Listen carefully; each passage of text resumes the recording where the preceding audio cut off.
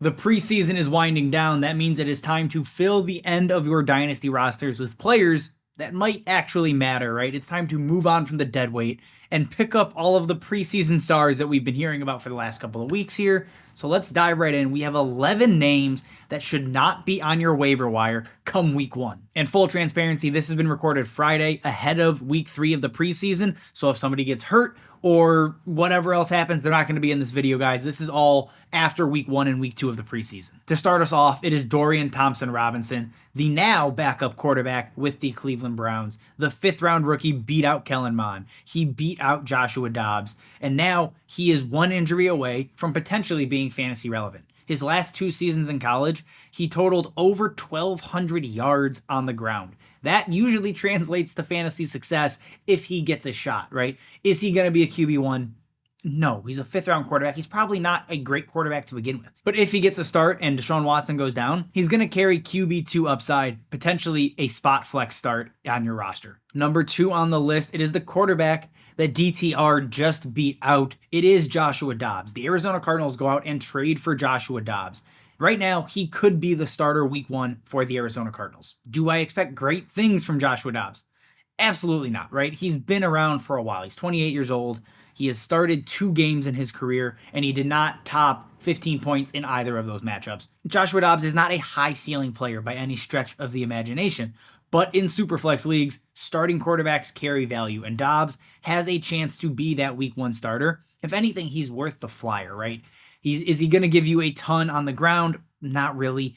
But does he have a chance to throw to James Conner, Hollywood Brown, maybe Michael Wilson? Absolutely. And again, if you're a starter, you need to be rostered in all of your Superflex leagues. Sticking at the quarterback position, he is somehow back again. It is Sam Darnold. He is rostered in 51% of Superflex leagues over on Sleeper, and he is the QB2 in San Francisco. He has inexplicably beaten out Trey Lance and is now one Brock Purdy injury away, or one bad stretch of play from Brock Purdy, from being the starting quarterback for the San Francisco 49ers. Is Sam Darnold a good quarterback? No. No, of course not. He's on his 3rd team already, right? But does he have the capability to give you spike weeks? Absolutely he does. And if any team can get the most out of Sam Darnold, it is going to be Kyle Shanahan and the San Francisco 49ers. He needs to be rostered. Again, in your Superflex leagues, I don't mind carrying a backup quarterback like Sam Darnold because the situation that he could step into is perfect. And he has shown enough talent that he can give you QB1 weeks. He can be a QB2. So Sam Darnold needs to be rostered, currently available in 49% of leagues. Switching it up and going over to the running back position, our 4th player you need to roster is Ty Chandler. Ty Chandler looks as if he should be the RB2 in Minnesota. Should anything happen to Alexander Mattison, he has the ability to lead that backfield in what should be a fairly high-powered offense, right, with Justin Jefferson, TJ Hawkinson, Jordan Addison, and Kirk Cousins at the helm. I want the starting running back in Minnesota. Ty Chandler is, again, just a very obvious handcuff. He had all of the work essentially week 1, caught a ton of passes as well, so there is the ability on the ground and through the air. Ty Chandler is a must-roster handcuff in any Dynasty league right now, and he's available still in 36% of your leagues. Moving on to wide receiver, we have Demario Douglas with the New England Patriots. Now, he was a 6th-round rookie, right? Drafted alongside Kayshon Boutte. However, it appears Douglas has already locked up a roster spot. He has played with the ones. He is playing limited snaps. Everything to indicate he is going to have some type of role on this New England Patriots team. Whether that is with special teams or on the starting offense, we don't have that information, obviously. But he did play with the starters in week 2 of the preseason. He played 3 snaps with Mac Jones. He had 2 targets. Again, I'm not going to throw a ton of stock into that. But if he's on the field with the quarterback and he's getting targets immediately, that is not a bad thing. So Demario Douglas, available currently in 64% of leagues. He is a perfect end-of-bench flyer. He is a great taxi squad guy. I would love to roster Demario Douglas right now. Sticking at wide receiver, we are now looking at Trey Palmer with the Tampa Bay Buccaneers. Now, Trey Palmer was not a highly drafted rookie. He was not a guy we really talked about on this channel all that much. However, the situation has changed to where we now need to pay attention to Trey Palmer, right? Russell Gage is out for the season. The path to be the wide receiver 3 is wide open, and it appears Trey Palmer is making a push for that. Through 2 preseason games, he has 5 catches for 66 yards and 2 touchdowns. He has that 4.3 speed and the big playability that this team just has been severely missing, right? Chris Godwin is not that guy. Mike Evans is not that guy anymore. So Trey Palmer could fill a role here, and with Baker,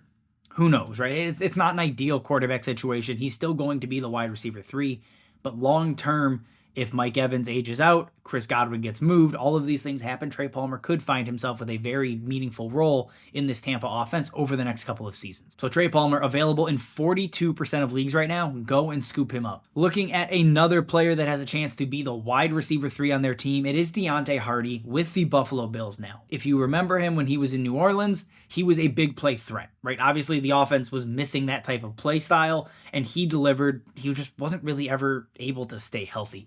Now he finds himself in Buffalo, and doesn't seem like Khalil Shakir is going to be a guy. Isaiah McKenzie is gone. He has the potential to push for that wide receiver 3 role in Buffalo. If anything, he has that spotty, weekly flex type of appeal just because he's going to be a big play guy. With Josh Allen, that is bound to happen, right? It's the same thing with Gabe Davis, right? Gabe Davis is going to see 60 to 70 catches potentially. There is a lot of room in this offense for a wide receiver 3 to have flex appeal, and he's available in over 81% of leagues right now. Again, he's not a high priority ad. He may never be anything, but with this Buffalo offense, he is very much worth the flyer in deeper dynasty leagues. Getting back to the quarterback position here, we have Aidan O'Connell with the Las Vegas Raiders, and through 2 weeks, he has done nothing but flash in the preseason, right? We talked about him on our headline show, and really why we're excited about Aidan O'Connell. Could he push for the QB2 job and beat out Brian Hoyer? Absolutely. Should something happen to Jimmy G, is it likely he gets a shot to start and they see what they have in him? I think also absolutely, right? 15 of 18 with a touchdown in week 2 of the preseason. He has done nothing but exceed expectations, and long term, he could play his way into a role as the starter here, right? Jimmy G is not the long-term answer. I think we all know that. Obviously, it's not going to be Brian Hoyer. If he flashes enough this season and they finish as a mid-level team and miss out on top quarterbacks, Aidan O'Connell could be the starter in 2024 for the Las Vegas Raiders. Looking at number 9 here, we have the running back Chris Evans with the Cincinnati Bengals. And right now, Evans has the inside track to be the 3rd down back in the Cincinnati Bengals offense. We just saw Samaje Perine have, fantasy success to some extent in this role. And when you add in Joe Mixon's a year older, his main competition is also rookie Chase Brown, who really isn't much of a pass catcher. He's more of a between the tackles runner. Evans could solidify a role here. And should Joe Mixon go down, he's going to split work with Chase Brown. So there is the potential to be a true handcuff in the Bengals offense, which is obviously high-powered. We want any piece of it we can get. Chris Evans is maybe not an obvious handcuff, but should be rostered. And he's available right now in over 63% of leagues. If I have an end-of-bench spot, he is very much worth a flyer, right? I don't expect huge things from Chris Evans. However, he's a Bengals running back that could find time if Mixon struggles or gets injured again. And to close it out, we're going to lump 10 and 11 together here. It's going to be Deon Jackson and Evan Hull. The 2 running backs, I think, have the best chance to take over in Indy should Jonathan Taylor end up getting traded. By the time this video gets edited, released, Jonathan Taylor might not even be on the roster. So basically, pick your poison. Who do you think ends up earning a meaningful role in this offense? Now, obviously, this offense is going to suck. It's not going to be good, especially when you move your best player in Jonathan Taylor. But in your deep dynasty leagues, starting running backs matter. It doesn't really matter how bad the offense is. Deon Jackson or Evan Hull, one of them will be a flex with RB2 upside. Your guess is as good as mine. I'm putting my money on Evan Hull. I'm going to take the rookie. He's a better, I think, between the tackles runner than Deon Jackson is. But Deon Jackson is probably going to be the pass-catching guy with some Kenyon Drake sprinkled in. So I think ultimately it gets gross. But if I got to pick one, it's going to be Evan Hull. All right, guys, that is all I have for you. Again, if you want more of these videos, if you want more content from DLF, 1, check out the DLF website, but 2, check out the DLF YouTube membership. You're going to get a ton of extra videos in season to help you dominate your leagues and win some titles. All right, guys, that is all I have for you. As always, thank you for watching, and we will see you next time.